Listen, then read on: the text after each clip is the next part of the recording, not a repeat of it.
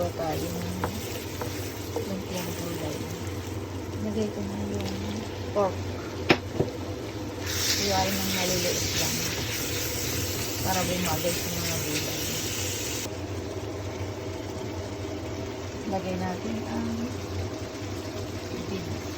After 2 minutes, lagay ang carrots at singkamas.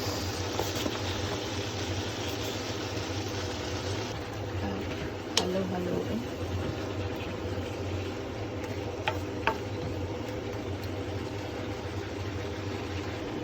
Ilagay ang sweet potato.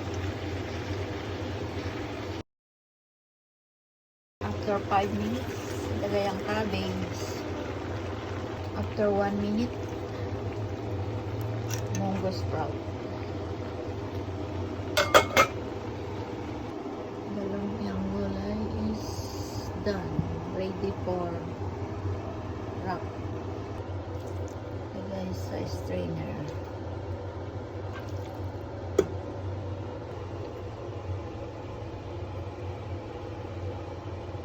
Ito ng finished product. Nakalimutan kong i-video bang ginagawa.